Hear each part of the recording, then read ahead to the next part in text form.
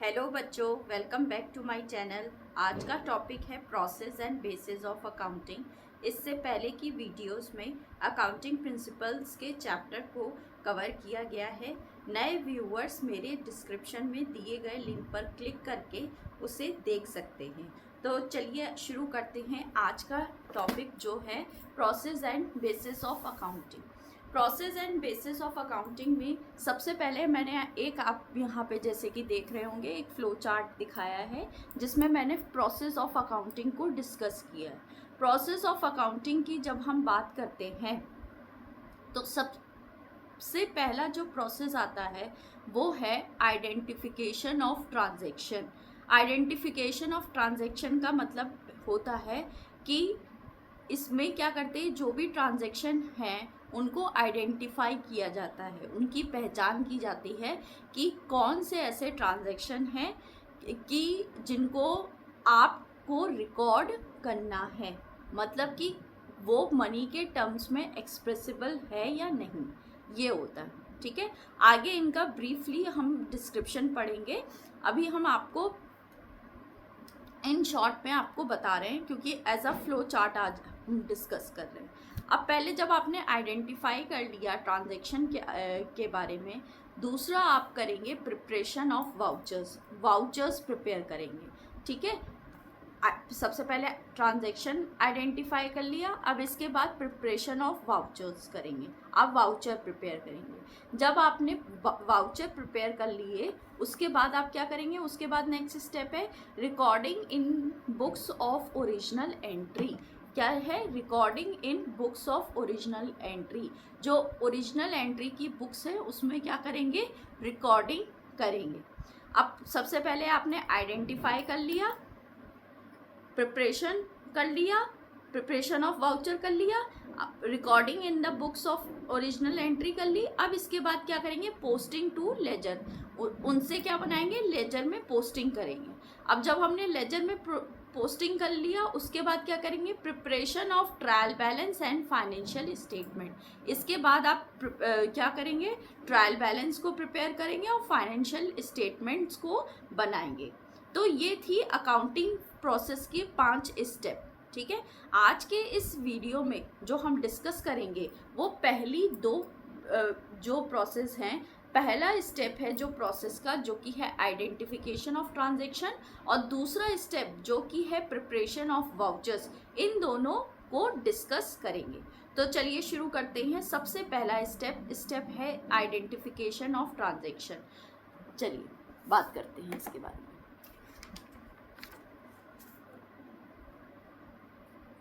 Identification of transaction की जब हम बात करते हैं तो आइडेंटिफिकेशन ऑफ ट्रांजैक्शन में आ जाता है accounting deals with business transaction which are monetary in nature.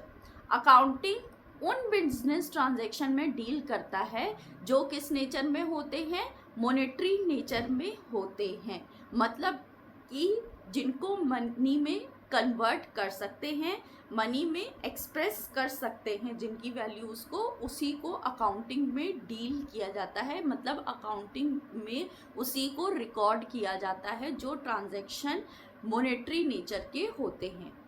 ठीक है, यानी हम ये कह सकते हैं कि जो भी आप ऐसे ट्रांजैक्शन जो मॉनेटरी नेचर के होंगे या जिनको मनी के टर्म्स में हम एक्सप्रेस कर पाएंगे, केवल उन्हीं ट्रांजैक्शन को रिकॉर्ड करेंगे। ऐसे कोई भी ट्रांजैक्शन को आप रिकॉर्ड नहीं करेंगे जो मनी के टर्म्स में एक्सप्रेसिबल नहीं है। ठीक है, आपने जब पिछली वीडियोस देखी होंगी मेरी तो उसमें अकाउंटिंग प्रिंसिपल्स में मैंने मनी मेजरमेंट कंसेप्ट पढ़ाया था। मनी मेजरमेंट कंसेप्ट क्या कहता था, वही ट्रांजैक्शन को रिकॉर्ड करेंगे जो मनी में एक्सप्रेस होंगे, यानी जिनकी मॉनेटरी वैल्यू होगी उसी को हम रिकॉर्ड करेंगे। तो वही उसी प्रिंसिपल को जो है इसमें दिखाया गया है कि आप जो है सबसे पहले ऐसे ट्रांजैक्शन को आइडेंटिफाई करेंगे जो मॉनेटरी नेचर के होंगे। अब जैसे एग्जाम्पल लेते हैं, मैंने आपको जैसे पिछली वीडियोस भी देखेंगे कि एक एग्जाम्पल दिया था जिसको आज हम कंटिन्यू कर दे रहे हैं, एक बार फिर से आपको डिस्कस कर दे रहे हैं। जैसे अगर आपके पास 5,000 कैश है, ठीक है, 5,000 किलो रॉ मटेरियल है, 10,000 किलो फिनिश गुड्स है, ठीक है, 100 चेयर हैं, 80 फैन है, ठीक है। तो अब देखो ये मैंने एक वैल्यू दी आपको, ठीक है, जिसमें से 50,000 कैश के बारे में या 5,000 कैश के बारे में डिस्कस किया था, और ये सारी वैल्यूज़ दी गई थी, जिसमें से था 5,000 किलो रॉ मटेरियल, 10,000, ये सारी चीज़ें, ठीक है। तो आप जो 5,000 कैश है या 50,000 कैश है उसी को रिकॉर्ड करेंगे और कोई भी ट्रांजेक्शन रिकॉर्ड नहीं करेंगे। जैसे 100 चेयर, इसका क्या मतलब हुआ? 10,000 किलो फिनिश गुड्स, इसका क्या मतलब हुआ? कोई मतलब हुआ? कोई सेंस बनता है? क्या इनकी मॉनेटरी वैल्यू सेम है? नहीं ना। मॉनेटरी वैल्यू है कुछ? नहीं, सबकी यूनिट्स भी अलग अलग है, कोई केजी में है, कोई नंबर्स में है, ठीक है। तो यानी कि मनी मेजरमेंट कंसेप्ट ये कहता था कि एक सिंगल यूनिट डिसाइड करी गई है ट्रांजैक्शन को रिकॉर्ड करने की, जो कि क्या है? मनी, ठीक है। तो यानी कि इनमें से कोई भी चीज़ें रिकॉर्ड नहीं की जाएंगी क्योंकि इनकी मनी वैल्यू हमें नहीं पता है, ठीक है। लेकिन अगर यही कह दिया जाए कि 50,000 कैश है,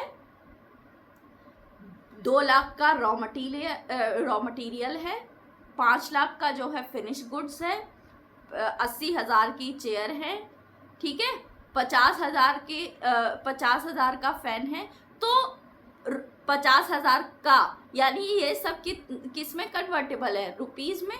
मतलब इनकी एक सिंगल यूनिट है, दैट इज मनी, इसीलिए इस ट्रांजैक्शन को रिकॉर्ड कर सकते हैं। और जो पहले जो हमने एग्जाम्पल बताया था जिसमें 10,000 किलो और ये 5,000 किलो, 100 चेयर और ये 80 फैन, इन सब की कोई रिकॉर्डिंग नहीं होगी अनटिल एंड अनलेस, जब तक ये ना बताया जाए कि उसकी मनी वैल्यू क्या है, ठीक है। पहले का एग्जाम्पल था उसमें केवल 50,000 कैश ही रिकॉर्ड हो रहा था, लेकिन जो दूसरा एग्जाम्पल मैंने दिया उसमें सबकी मनी की वैल्यूज़ थी, इसलिए उन सारे ट्रांजैक्शन को रिकॉर्ड करेंगे, ठीक है। तो ये एक छोटा सा एग्जाम्पल था, ठीक। अब आगे क्या कह रहा है? For recording business transaction it is necessary that these transactions are evidenced by an appropriate document, ठीक है। अब जो भी ट्रांजैक्शन आप रिकॉर्ड कर रहे हो, आप कोई भी ट्रांजैक्शन ऐसे ही नहीं दिखा सकते, ऐसे ही नहीं रिकॉर्ड कर सकते। आप जो भी ट्रांजैक्शन रिकॉर्ड करोगे ये ज़रूरी है कि आप उसके लिए क्या करो? एविडेंस दो। अब एविडेंस के लिए आप क्या दोगे? प्रूफ के लिए क्या दोगे? एक एप्रोप्रिएट डॉक्यूमेंट, जो कि यहाँ लिखा हुआ है, एप्रोप्रिएट डॉक्यूमेंट जो दोगे वो प्रूफ करेगा, वो एविडेंट करेगा कि ये ट्रांजैक्शन किया गया है, ये ट्रांजैक्शन नहीं किया गया है। क्योंकि अगर हम बिना एविडेंस के कोई भी ट्रांजैक्शन रिकॉर्ड करने लगे, तो एक और हमने पढ़ा था अकाउंटिंग प्रिंसिपल्स कंसेप्ट में, तो अकाउंटिंग प्रिंसिपल्स में हमने एक पढ़ा था ऑब्जेक्टिविटी कन्वेंशन, जिसमें ये क्या कहता था? बायसनेस नहीं होनी चाहिए, पर्सनल बायसनेस। जो भी अकाउंटेंट रिकॉर्ड करे वो उसमें पर्सनल बायसनेस नहीं होनी चाहिए, है ना, ये था ना। तो अब उसके लिए क्या किया जाता है कि बायसनेस ना हो, इसीलिए जो भी आप ट्रांजैक्शन है उसको क्या करें? एक उसके लिए डॉक्यूमेंट ज़रूर लगाएं, तभी आप उस ट्रांजैक्शन को रिकॉर्ड करें। अगर जिस ट्रांजैक्शन का आपके पास प्रूफ नहीं है, डॉक्यूमेंट नहीं है, तो आप उसको रिकॉर्ड नहीं कर सकते। तो इस तरीके से किसी भी तरीके की पर्सनल बायसनेस नहीं होगी, यही उसमें पढ़ा था। मैं रिकॉल कराती जा रही हूँ आपको पहले का, ठीक है। तो वही चीज़ इसमें बताई गई है, ठीक है। तो एविडेंस, ये चीज़ें आपको मैं इसीलिए ये चीज़ें बता रही हूँ क्योंकि ये चीज़ें आप कहीं भी ये चीज़ पढ़ो तो आपको वो चीज़ तुरंत क्लिक करे कि हाँ ये ऐसे से था रिलेटेड, ये ऐसे था, मतलब इससे रिलेटेड हम पढ़ चुके। तो वही चीज़ मैं आपको ये यहाँ पे रिकॉल भी कराती जा रही हूँ, ठीक है। तो जो भी नए व्यूअर्स हैं वो अगर इन कॉन्सेप्ट को उन्होंने नहीं पढ़ रखा है तो वो पुरानी वीडियोस को जाकर फिर से गो थ्रू कर सकते हैं, ठीक है। अब आगे ये क्या कह रहा था, एप्रोप्रिएट डॉक्यूमेंट से क्या होना चाहिए, एविडेंस होना चाहिए उसका। अब इसमें क्या क्या आ रहा था, such as cash memo, invoice, pay slip, cheque book, passbook etcetera. अब उसमें क्या होता है, कैश मेमो होता है, इनवॉइस होता है, ठीक है। कैश मेमो, जो भी कैश में आप पेमेंट करते हो, जो भी ट्रांजैक्शन वगैरह करते हो, बिल बनता है तो जितने का पेमेंट किया होगा वो होता है, ठीक है। इनवॉइस जैसे परचेज इनवॉइस होता है, सेल्स इनवॉइस होता है, पे स्लिप जो भी सैलरी वगैरह पे करते हो उसकी स्लिप होती है, ठीक है। चेक बुक से में क्या होता है, वो सारे उसमें दिखाया जाता है कि आपने किन किन पार्टीज को पेमेंट किया है, ठीक है, किस किस लिए पेमेंट किया है। तो ऐसे जो भी ट्रांजैक्शन जो बिजनेस से रिलेटेड है, क्योंकि बिजनेस में जितने भी पेमेंट्स होते हैं वो चेक के या ड्राफ्ट के थ्रू होते हैं, ठीक है। तो ये सारी चीज़ें हैं। तो अब जो है जैसे डिमांड ड्राफ्ट बनवाते हो, डीडी बनवाते हो, तो ये सब चेक बुक में सारी इंफॉर्मेशन होती है ना। तो ये क्या है, प्रूफ है, वो दिखाएगा कि बिजनेस ने कौन कौन से पेमेंट जो भी करे हैं वो जो है चेक से करे। तो एक चेक बुक क्या है, प्रूफ है, ठीक है। पासबुक, आपने बैंक से जितने भी ट्रांजैक्शन किए हैं, जो भी बैंक से रिलेटेड हैं, बिजनेस से रिलेटेड जो भी बैंक में ट्रांजैक्शन किए गए हैं, वो सारे के सारे क्या होंगे, रिकॉर्ड होंगे। तो पासबुक भी आपका क्या हुआ, एक एप्रोप्रिएट डॉक्यूमेंट हुआ टू प्रोवाइड एविडेंस, ठीक है। अब a document which provides evidence of the transaction is called the source document। जो भी डॉक्यूमेंट एविडेंस प्रोवाइड करता है ट्रांजैक्शन की, उसको क्या बोलते हैं, सोर्स डॉक्यूमेंट। क्या बोलते हैं, सोर्स डॉक्यूमेंट। यानी जो भी कैश मेमो हुए, इनवॉइस हुए, पे स्लिप हुई, चेकबुक हुई, पासबुक हुई, वो सब क्या हो गई, आपकी सोर्स डॉक्यूमेंट हो गई, ठीक है। अब चलिए आगे देखते हैं, ठीक। तो यहाँ तक आपको क्लियर हुआ, ठीक। अब नेक्स्ट स्टेप जो आता है, अब आइडेंटिफाई कर लिया। अब आइडेंटिफाई करने के बाद क्या करोगे, preparation of vouchers. Preparation of vouchers की जब हम बात करते हैं, on the basis of source documents entries are first of all recorded on vouchers, ठीक है। जो भी सोर्स डॉक्यूमेंट्स हैं, लाइक कैश मेमो, मैं फिर से रिवाइज करा दे रही हूँ, cash memo, invoices, chequebook, passbook, pay slip, ये सब क्या थे, सोर्स डॉक्यूमेंट। और सोर्स डॉक्यूमेंट क्या करते हैं, जो ट्रांजैक्शन के लिए क्या करते हैं, एविडेंस का काम करते हैं, तो उन्हीं को क्या बोलते हैं, सोर्स डॉक्यूमेंट बोलते हैं, ठीक है। तो सबसे पहले आप जो भी आपके पास सोर्स डॉक्यूमेंट है, उससे क्या करोगे, उससे जो है सबसे पहले जो ट्रांजैक्शन है उनको किस में रिकॉर्ड करोगे, वाउचर्स में रिकॉर्ड करोगे। And then on the basis of vouchers recording is made in the journal, ठीक है। अब जो भी वाउचर है उसके बेसिस पे सबसे पहले जो फर्स्ट टाइम रिकॉर्डिंग करोगे वो किस में करोगे, जर्नल में। अब जर्नल क्या होता है, जर्नल को ही क्या बोलते हैं, books of original entry. Original entry का मतलब है जिसमें फर्स्ट टाइम ट्रांजैक्शन को क्या किया जाता है, रिकॉर्ड किया जाता है, ठीक है। Vouchers are printed separately by all the firms in their own names, ठीक है। वाउचर्स क्या है, are printed separately by all the firms in their own names. सब हर एक अलग अलग कंपनी अपने नाम के क्या छपवाती है, वाउचर्स एक साथ प्रिंट कराती है। जैसे Ram and sons, Shyam and brothers, तो राम एंड सन्स क्या कराएगी, अलग तरीके से प्रिंट कराएगी। ऑलमोस्ट फॉर्मेट सेम होता है लेकिन कंपनी का नाम अलग अलग होता है, लोकेशन है, फ़ोन नंबर है, ये सब अलग अलग होता है, ठीक है। ये सब प्रिंट होता है, पूरा एड्रेस देते हैं ना विथ लैंडलाइन नंबर, ठीक है। तो वही सब चीज़ें होती हैं। A separate voucher is prepared for each transaction, ठीक।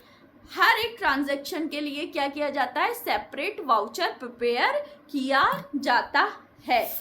हर एक ट्रांजैक्शन जो भी आप रिकॉर्ड कर रहे हो सबका अलग वाउचर बनेगा, ठीक है। And it specify the account to be debited and credited. ठीक है, हर एक ट्रांजैक्शन का क्या बनेगा, एक अलग वाउचर बनेगा जो कि ये स्पेसिफाई करेगा। उस वाउचर से एक ये स्पेसिफाई होगा कि कौन सा अकाउंट डेबिट होना है, कौन सा अकाउंट क्रेडिट होना है। ठीक है, vouchers which are usually arrange in a chronological order and serially numbered are kept in separate file. ठीक है, vouchers are which are arranged in chronological order. Chronological order क्या मतलब होता है कि जिस दिन जो ट्रांजैक्शन हुआ उसी दिन रिकॉर्ड कर लिया। ये नहीं कि कोई भी ट्रांजैक्शन आगे पीछे कर दो, ये नहीं होगा। जिस दिन जो ट्रांजैक्शन हुआ है उसी दिन रिकॉर्ड होगा। ठीक है, तो जब जिस दिन जो ट्रांजैक्शन हो रहा है वही रिकॉर्ड हो रहा है, तो डेट तो आगे पीछे तो होगी नहीं, डेट भी वही रहेगी जिस डेट पे होगा। ठीक है, तो vouchers which are usually arranged in a chronological order, उसी ऑर्डर में रखे होते हैं, मतलब डे टू डेट जो हो रहे हैं ट्रांजैक्शन, उसी ऑर्डर में जो है वाउचर रखे जाएंगे।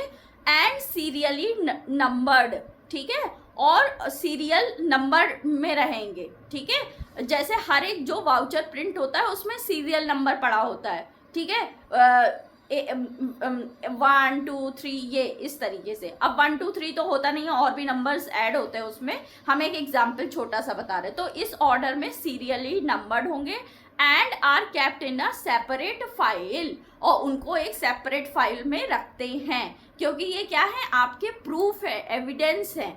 ठीक है, आई बात समझ में? तो आई होप आपको ये 2 स्टेप समझ में आए होंगे, जिसमें से पहला स्टेप था आइडेंटिफिकेशन ऑफ ट्रांजैक्शन, आइडेंटिफाई किया था आपने, और दूसरा था प्रिपरेशन ऑफ वाउचर्स। ये 2 स्टेप आपने प्रोसेस ऑफ अकाउंटिंग के पढ़े। नेक्स्ट वीडियो में आप जो इसका तीसरा स्टेप है वो पढ़ेंगे। ठीक है, तो आज का टॉपिक यहीं पे एंड करते हैं। आई होप आपको ये वीडियो अच्छी लगी होगी, तो please do like, share and subscribe my channel and press the bell icon. Thank you.